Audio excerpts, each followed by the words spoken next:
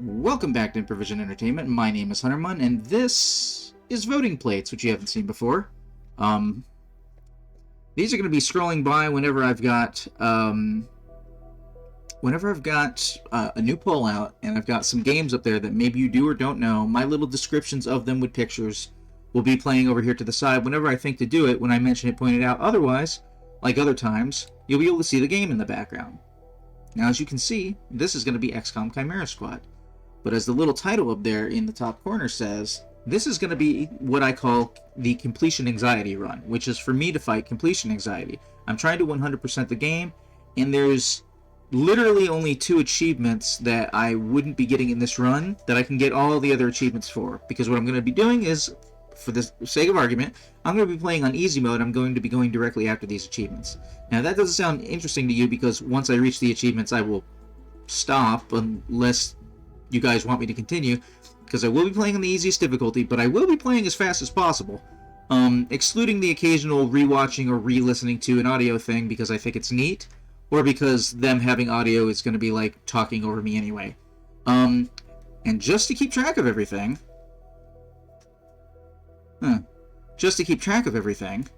I have this panel.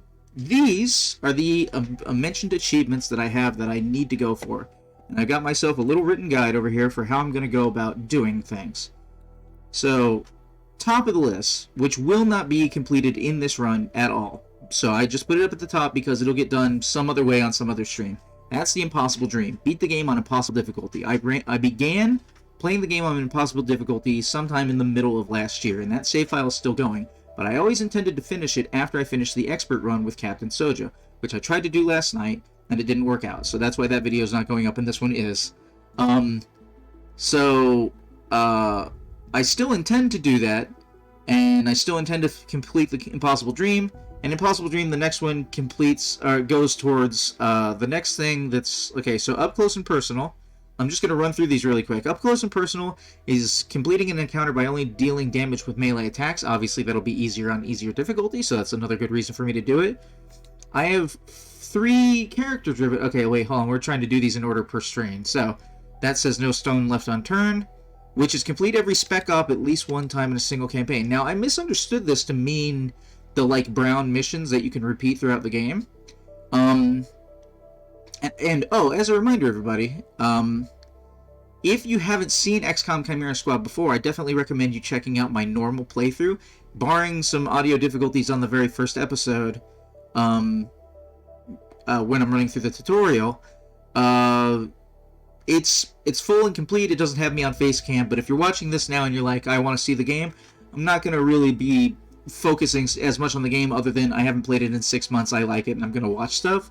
But other than that, I'm going to be skipping through some things, and if you want to see me have my experience blind for the first time, please check out that original normal mode playthrough of the game. So, let's see. So, but what No Stone Left Unturned actually is when you do the little missions that do like get you some intel or get you some money or reduce city overall anarchy, yada yada. Each one of those is one single thing, and surprisingly enough, I haven't done every individual one on a given playthrough. And what I probably haven't done is I probably haven't done the next 5 mission gets you experience points, because by the time I needed to use these these spec ops, it was kind of irrelevant at that point. I'm trying to figure out a way to get that so it's not so blindingly making... Well, it's making a square in my eyeball now, but whatever. Okay. So, Friendly Neighborhood XCOM. Friendly Neighborhood XCOM is you have to have rank 3 field teams in all 9 districts. Obviously, playing on easy mode and focusing on getting intel for your security teams will make it a lot more likely that you will be able to get enough intel to be able to just cover all of your bases and be able to get the highest field teams. Let's see here. Let's see. Thank you for your business relates to the very same type of thing, which is you have to buy 20 items in the scavenger market. You buy items in the scavenger market with intel. Therefore, if I focus down security teams doing intel, then I will have more intel to buy more stuff from the scavenger market, which, as you go further into the game, gets more and more expensive. Oh, and I forgot to also say, I'm sorry, if anybody is watching this in the future, because why wouldn't you be?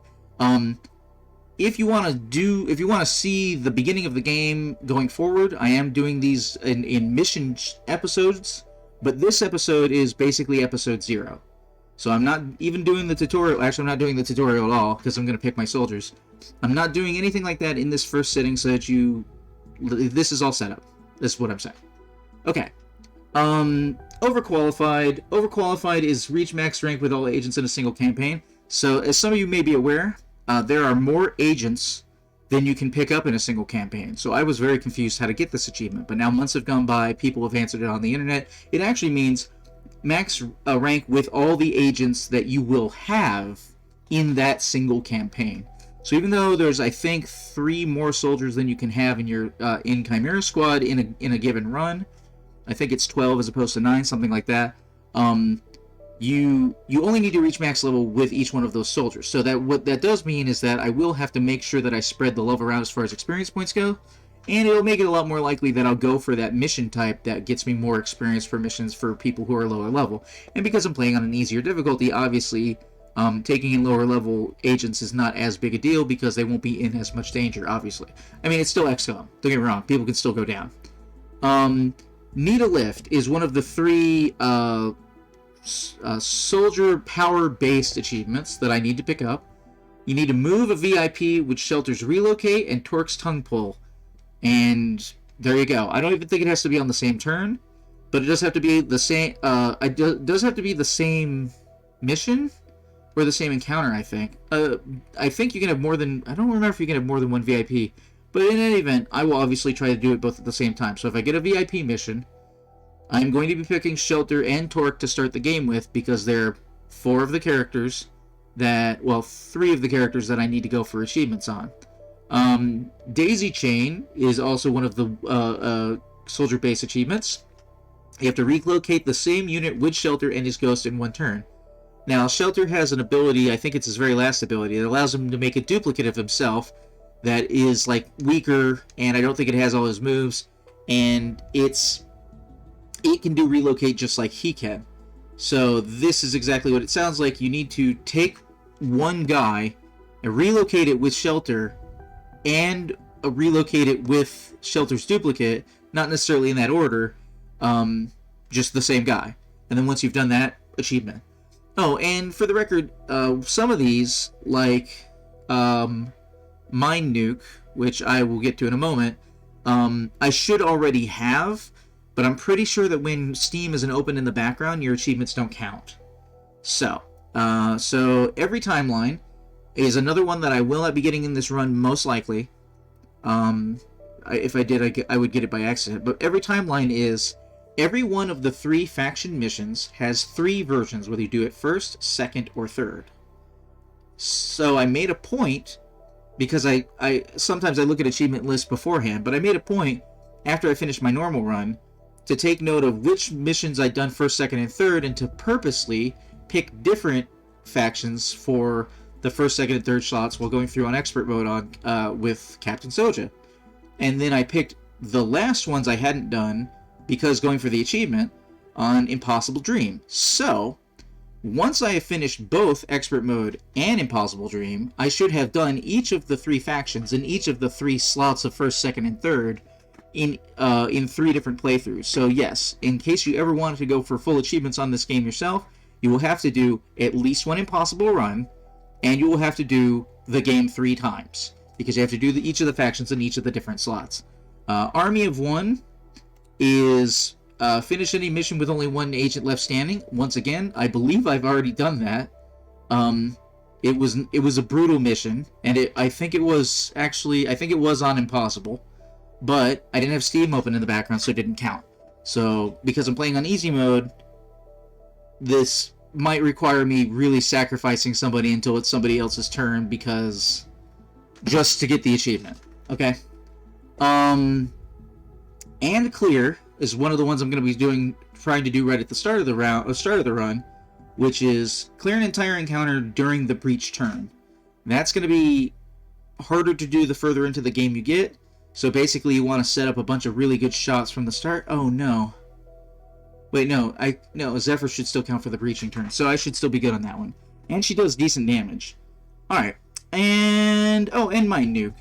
Use Verge to do 10 or more damage with one Mind Flight. Pretty sure Captain Soja and I did that on a specific map, already in the expert mode.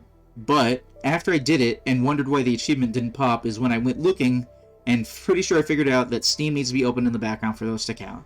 So, once again, I'm going to be bringing this up from time to time, and I'm going to be adding little check marks to it over time when I get the achievements to go. And here's the game proper. And that was your little 10-minute intro. So if you're watching later on YouTube and this is the playlist, cool beans. I'm going to end the episode right here and say, I mean, this was Improvision Entertainment, but we didn't actually get to Chimera Squad. And I will see you in a second, because the next video will play. Hawkeye.